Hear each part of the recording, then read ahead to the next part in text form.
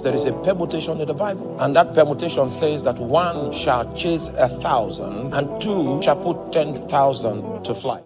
Shall the prey be taken from the mighty?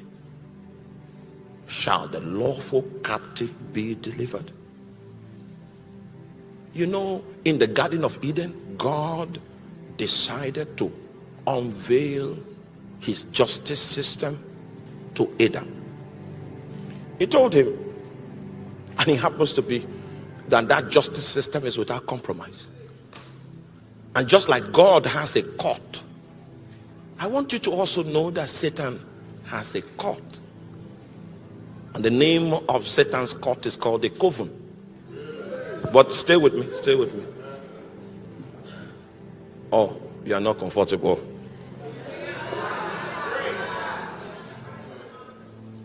Somebody may be saying the African man has come with.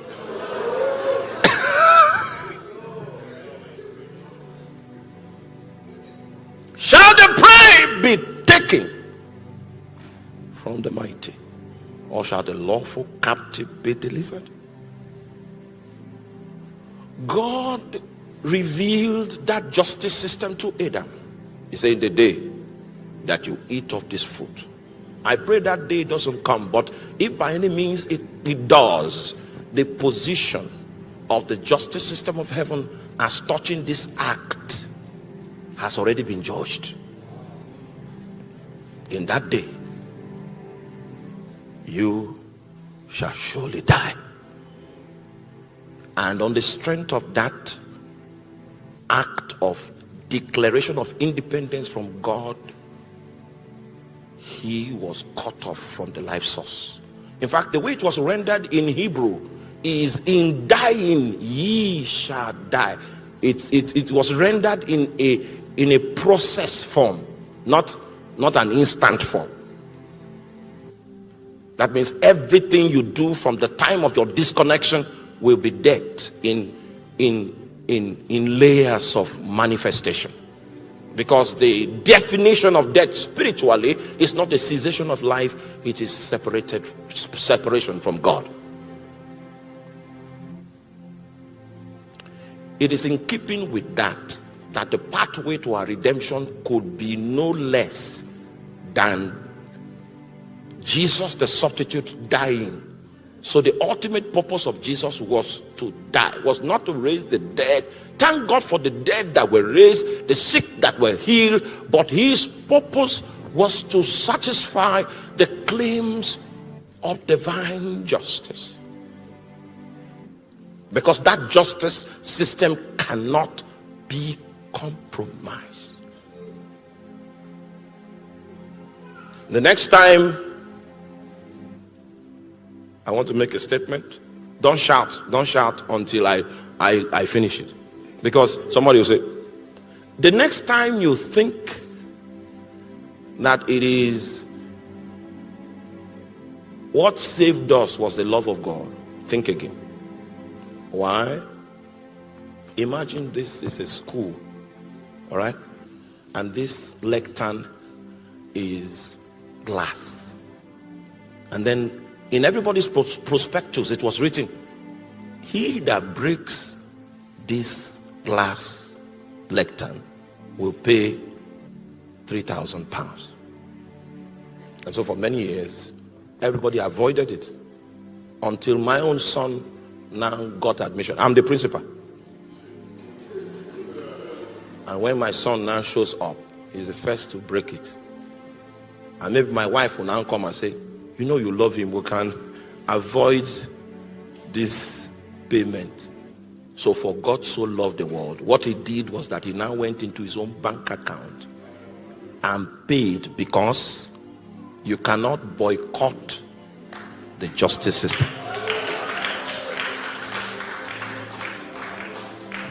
The realm is legally structured. And because of that, we have something called legal bondage. The first type of bondage that we'll be dealing with this night are the bondages that have, Jesus, This is a good night. The bondages that have legal foundations. Now, God is about to educate us in the book of Isaiah chapter 49. He wants to tell us how he deals with the mighty. And that's why he brought this presentation. Shall the prey be taken from the mighty? Shall the lawful captive be delivered? The next verse says, but thus saith the Lord. Are you aware that it was God that asked the question? And because the prophet had no answer, he responded like Ezekiel, only thou knowest, even though that is silent here. And then God had to come to the rescue, because this kind of testimony is only God that can bear it. But thus saith the Lord, even the captive of the mighty shall be taken away, and the prey of the terrible shall be delivered. How will it do that? He said, I will contend with him that contended with thee. That's the first part. There's a contention part. And I will save thy children. The word there is save. And the reason for saving children is because legal bondages are transgenerational in nature.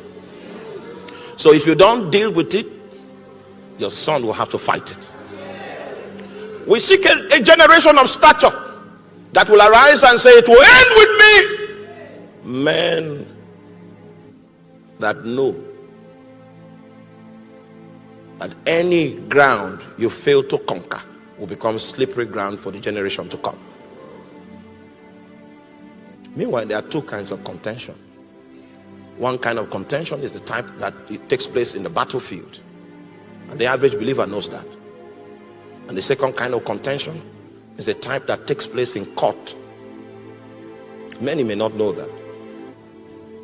The people that attend a particular hearing might be 12 people and one judge, but the implication of his judgment might send someone to prison for 35 years without consulting with God to know the man's lifespan.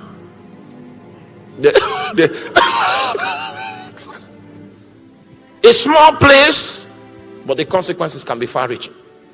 So sometimes the contention may not be on the battlefield. Sometimes it's in court.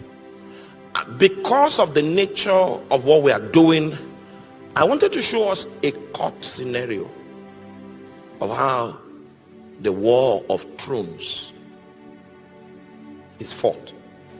A court scenario, maybe just one court scenario. Hallelujah. Because we are going to court in some cases this night. And there's something I saw while I pray. I will say that later. Hallelujah. One court case. The court case will be Zechariah chapter 3. Just one court case. In the archives of any barrister is a book, an area of books that have the same color. Supreme Court judgments. That's how you update your knowledge on the position of the highest court on several issues, consistent with the ground norm, so that you can know the most skillful route to take in arguing your case out in court. Hallelujah. I'm looking at the barrister because I'm far from being amen. Cost one scenario, Zechariah chapter 1. So this is the first point. I'm still building the first point. The realm is legalistic. Right? So, Zechariah 1. Zechariah 3, sorry. Zechariah 3. And he showed me Joshua the high priest standing before the angel of the Lord, and Satan standing at his right hand to resist him.